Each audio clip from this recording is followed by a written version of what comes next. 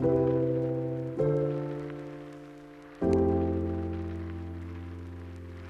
am so excited, partly because Momentum is one of my favorite conferences. I went for the first time in 2024 after always hearing about it and not being able to go. And I'm just excited that we are unveiling this year. Not only that, I am sitting down with the CEO, Miss April Benetollo herself. So, Miss April, for those that don't know, in the audience, I don't know how they won't know, but if they don't know, tell them about you and who you are and what you do. Okay, I'm the CEO at Momentum Leaders, and I have been there since 2017. I was originally an entrepreneur in Birmingham, came up through a software company called Daxco, and while I was at that company, I went through Momentum as a participant, and it literally changed my life. It changed the way I managed at work. It changed the way I related to my family. It changed my my desire to lead in my own community, and it just gave me so much resilience and so much confidence. And when I decided to exit Daxco, that's when I started working a little bit deeper with Momentum as a volunteer at first. And then I now have the great privilege of running the organization following in the footsteps of our founder, Barbara Royal. So we advance women in leadership. That is what we do. We do that in partnership with the community. We do that in partnership with men. And so our programming is appropriate for all. And as you have experienced the conference, our conference is open to the entire community, men, women, anybody who is interested in developing their skills as a leader. And it's massive. Like, I'd always heard how big Momentum was, but until you actually go, that is and it's well run to be such a huge conference. Thank you. So when you think about little girls or the next generation watching you and seeing you featured on this bus, what do you want them to see when they see your face on the side of this bus? I want them to know that I was not always a leader. Okay, I want them to know that everybody comes through this life with doubts. Everybody comes through this life wishing they looked another kind of way, or that they sounded another kind of way, or that they went to a different kind of school. And really, it is how we develop in our own gifts, our own unique talents, that makes us incredible leaders. And when we embrace those gifts and we embrace those talents and stop looking to be what we are not, be who you are, that's when you kind of step into the light, so to speak. You know, you step into your place as a leader. So I think a lot of people might look at me and make assumptions about me, might make assumptions about how I grew up or where I might have gone to school. Very few people realize that I'm a graduate of Ramsey High School here in Birmingham, that I went to Avondale Elementary and graduated from the University of Alabama. You know, just like a lot of the citizens in Birmingham. You know, my story is not that different, and it's just my path. My path was different. We all have our own path, so. I love that. I love that. And speaking of paths, so our mission here at Max Transit is connecting people to places.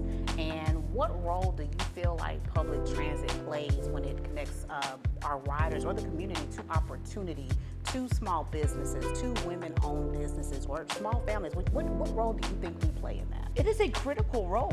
It is a critical role. And for women, you know, alongside childcare, transportation is the most critical.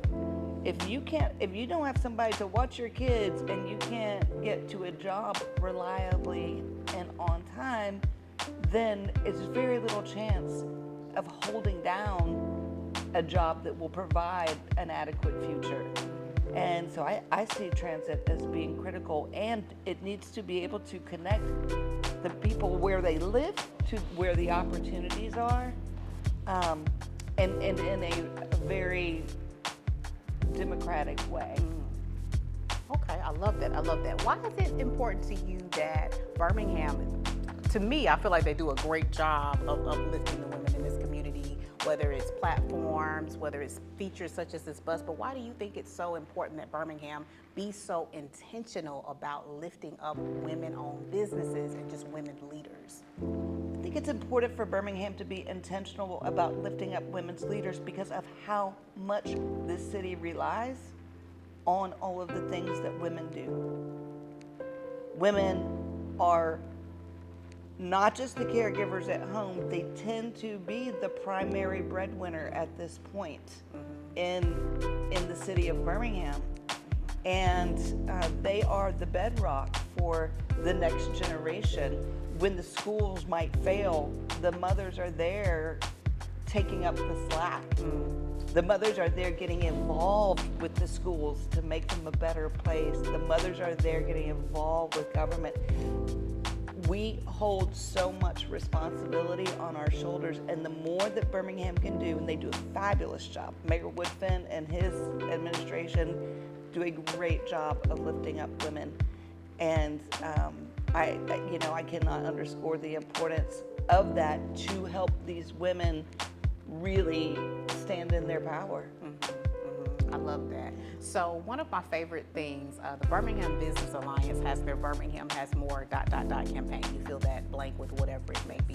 And it was part of the reason why we launched our Birmingham Has More Icons and Birmingham Has More Conquerors, which is the path that we chose with our Black History themed campaign every year. Well, on a more fun side, I like to say Birmingham has more good food. I feel like we are doing an amazing job. The restaurant scene, all of that is amazing here. How would you finish that? You are speaking my love language. Anybody that works with me will tell you, like, the first question I ask is, what are we serving? What's on the menu? What are we serving? Yeah. So how do you want to end that sentence? Birmingham, what do you feel like Birmingham has more of? And it can be anything. Well, I mean, when you first talked about it, I think about Birmingham has more that you have not seen. You know, Birmingham has more to explore. Birmingham has more to see. Anytime people come to Birmingham to visit, they are shocked at what they find, and you can't point to any one thing. It is a vibe. It is like, oh, look at all these, individual neighborhoods. They each have their own character, and they each have their own, set of local restaurants and local cafes and things. And we have an incredible art scene. Yes. Being the magic city that came about during, the industrialized times, we had the finances back in the day to invest in a ballet, a symphony, and an art museum, and those things have struggled over the years, and we have managed to keep them, really funded. So I just think that is incredibly cool. We have this history of civil rights that has come together, and we've been able to embrace and celebrate. And for sure, it's amazing the number of restaurants that have been born quite certainly out of Frank Stitt's kitchens, of all of the people who have trained under him and gone on to work other places and then come back and start their own endeavors here. We have an incredible number of women who are so resilient and so innovative and creative and going out starting their own catering businesses or their own hair salons. And it's just, I feel like Birmingham has so much more that we just haven't seen yet. I love that. Very well stated too, because you're absolutely right. I was saying to someone the other day, like, people are always saying when they're going to Atlanta or they're going to Memphis or they're going to, because they feel like Birmingham doesn't have this, that. Actually, they do. Birmingham does. If you're not looking hard enough, and if you do go to Atlanta, you do go to Memphis, as you're trying to get to do that, and that, you're sitting in traffic. You're paying $40 a night to park your car. Atlanta is a wonderful city. I love how international it is and so on and so forth. And it is difficult to get around, to park, to move through traffic, to execute on anything. We can be from down 280 to the airport in 15 minutes with zero headache.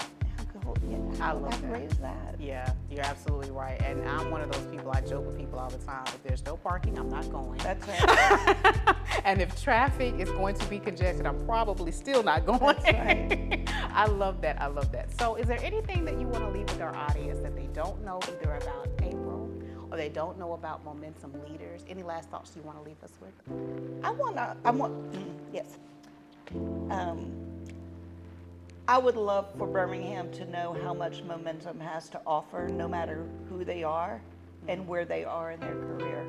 We have so many free resources and so many free tools. We're a nonprofit organization, and we are here to serve this community in terms of making mentor matches, so anyone can request a mentor at Momentum, in terms of free virtual training that we do every month, and that is open to everyone, and it is appropriate to both men and women.